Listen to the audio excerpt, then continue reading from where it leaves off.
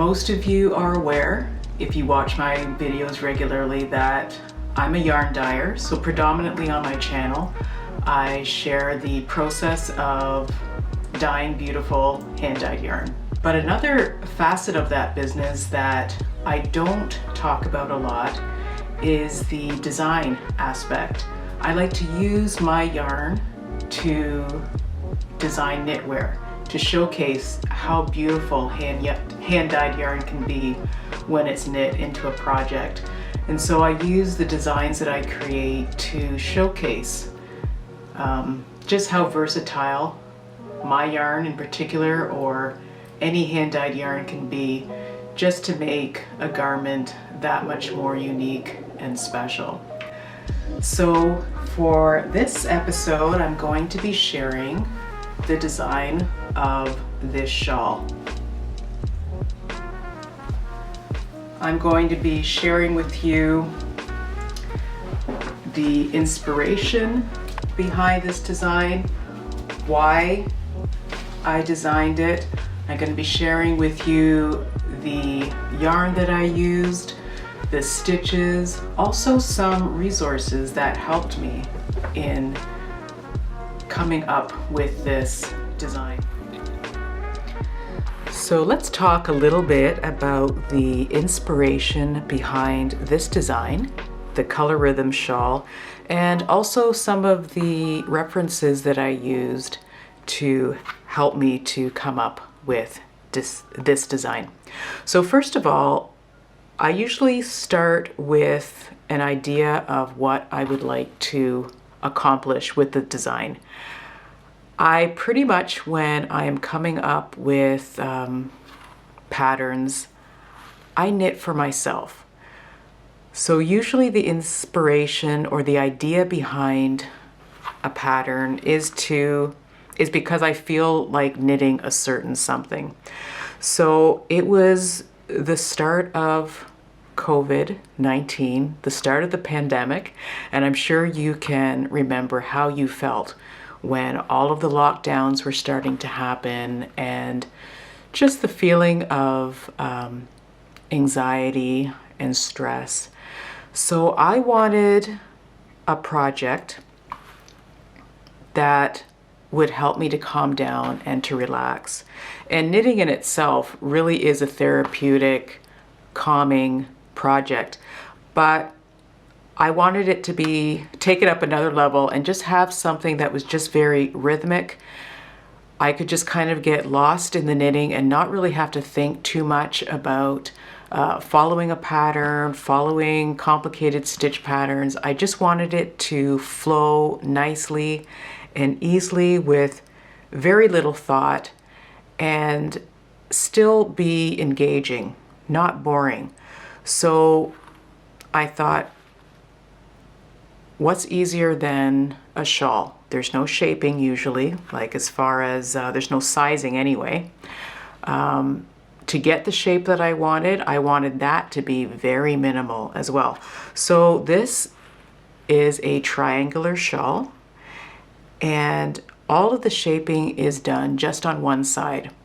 So I cast on the amount of stitches I needed to get the width that I wanted. And then from there, I just decreased on one side of the shawl until I had just a small amount of stitches. And that gave me that triangular shape without a lot of thought. So every few rows, I just had to remember to decrease one stitch on one side of the project. So that was very easy. So that was my thought process behind what I wanted to accomplish. Now the stitch patterns, those had to be very simple, but I didn't want to be bored either. So when I start any design project, I always start with lots of swatching. And I know that there's many out there who do not like swatching. They don't find it enjoyable. They don't like doing gauge for their projects, but I actually find doing swatching to be I think it takes a lot of the guesswork out of your knitting. I think you can get a very good idea how your finished project, whether it's going to fail or not, just by doing some simple swatching. And it doesn't take much time. And it helps you to get familiar with the stitches. It helps you to know how your fabric is going to drape. And it also gives you information about, you know, your how big your project is going to be or how small. So those are all very vital things that you need to know if your project is going to be a success. And especially in the design, when you're designing, gauge swatching is a necessity. There's no way around it, because a swatch is what you will build your whole pattern around. Just having a simple little swatch like this will give you all of the information you need to do your sizing, figure out the size needles you're going to need, how the tension is going to affect your fabric. All of the information is just in this, and you can write your whole pattern based on this, and even size all your garments just based on a little swatch. So it is very valuable. This is basically the blueprint of the finished design. So because I wanted the stitches to be very simple, I chose a stitch pattern that was very simple, and slip stitching is very easy to do. You can combine it with different colors. You can get complicated with slip stitches, or you can make it very simple, and I opted for simple. So these are all of the swatches that I did to kind of give me an idea of maybe the look that I wanted the shawl to have. And then from these swatches, you know, I just did here, this is just a simple garter stitch. I thought, maybe I just want to do that. You know, here's some examples of some very basic slip stitch patterns. In some of the swatches, I combined it with other stitch patterns just to see what I liked. Here's some more.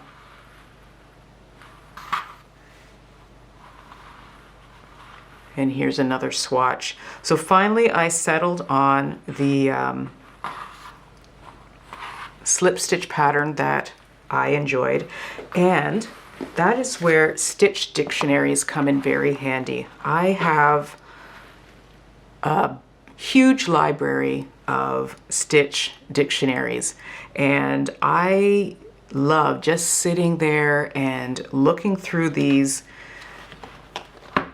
patterns of stitches, and this is usually what fuels my inspiration. I'll have an idea in mind, and then I will find stitch patterns that kind of fit with what I have in mind. So this is an older stitch pattern that was gifted to me, this book. So I don't know what year this was published. I think it's in the 80s. So I love getting older publications as well as new ones. I just, I can't get enough of stitch dictionaries. So in here, you can see how I cleverly mark stitches that I would like to possibly use. I just use napkins, toilet paper, anything that I have handy just to mark the pages. Sometimes I'll write notes in there.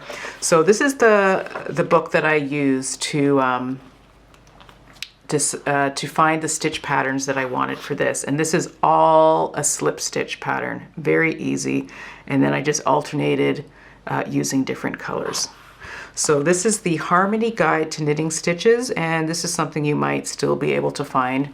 I think you can go on Amazon or vintage booksellers. You can always, I think you can always find this book if you're interested in that. And there's a whole series of harmony guides, knitting dictionaries, so lots of good stuff here.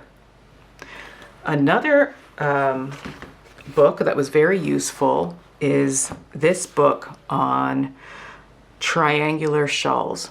So this designer is Layla Raven, and she has this beautiful book here that's all about knitting triangle shaped shawls. So that's what I wanted for this shawl pattern, because I like triangle shaped shawls. It's just beautifully photographed. All her designs are so beautiful. And there's so many different ways to shape a triangle in your knitting. And so she shows some of her favorite ways to do that. And so because I wanted something that was just very simple and basic, I didn't want to have to worry about remembering tons of decreasing or increasing or whatever to do this, to make my triangle shape. This was the inspiration. So you just start with a certain amount of stitches and then just decrease on one side. Very, very simple, easy shaping. And that worked very well for my shawl design. It was all about keeping things simple. That's what I wanted, easy and simple.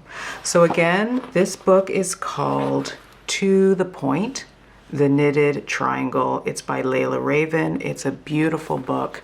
She has tons of gorgeous designs in here. The photography is stunning. It's just a beautiful book. So if this is something that you would like to add to your library, then I'm sure that's something that you can still find. And it's all about triangle shawls. And then lastly is this book. This book is called 200 Ripple Stitch Patterns. It's by Jan Eaton, and it's a combination of both knitting and crochet stitches. And as the name implies, it's all about chevron or ripples or wave effects in your knitting. So you can see that here in some of these examples. So this was the book I used for the inspiration for the edging of this. So you can see that here. That's what I did. And so of course I did some gauge and stitch samples so that I could see what effect, you know, what I think would suit this design. And what I would do is then pair it with some of my little gauges here, just to see if I liked, you know, how things were looking. So just again, doing these little gauges really gives you a lot of information about the end result of your project. So again, that's 200 ripple stitches. It's a wonderful stitch source. There's even a few patterns in here to just give you lots of ideas to use in your own projects. So now let me just talk briefly about the yarn that I used. So the yarn I used is my Prairie Sock Base.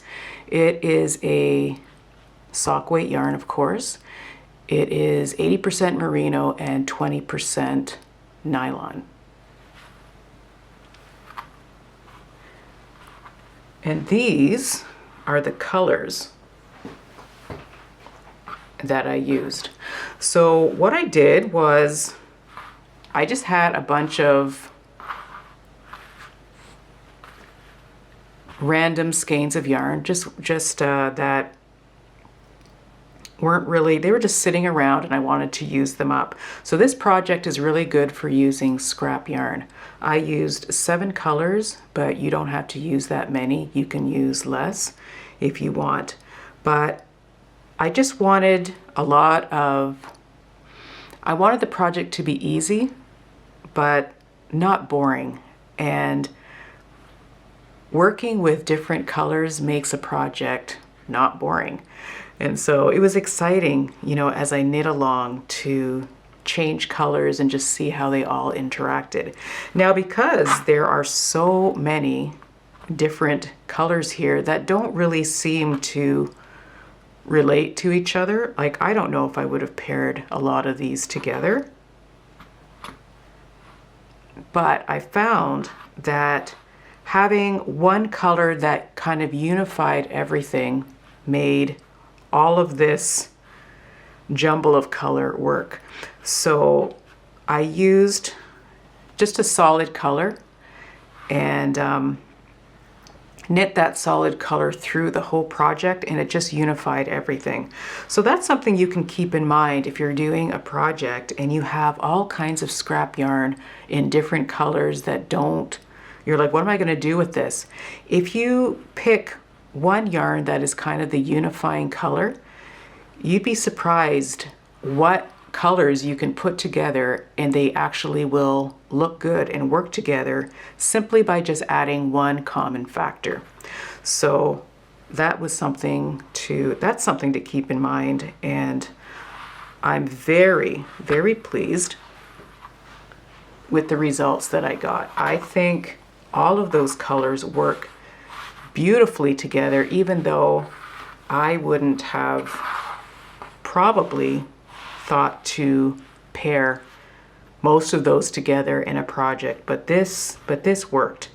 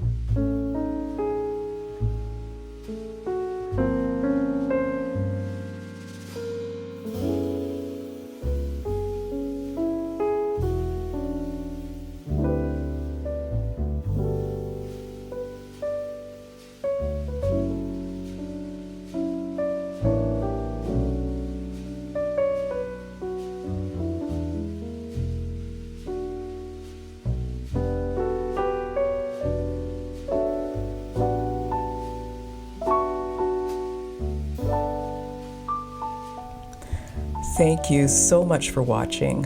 I really enjoyed doing this video, sharing a little bit of the process that I go through when I'm designing knitwear. I'm not a professional, I'm still learning a lot, but I do enjoy sharing what I've learned so far. And of course, I have a lot more hand-dyed yarn videos to share with you as well, so stay tuned for that. If you like what you've seen so far, if you're enjoying this content, please like, share, leave comments. I always say that because I enjoy reading them. If you have any questions too about not just hand dyeing yarn, but also designing patterns, if there's questions that you have along those lines, I can probably include those in future videos as well. And of course, if you wish, if you don't want to miss any of my content, then please subscribe. Again, thank you so much for the support that you're giving me my channel. And until next time, bye.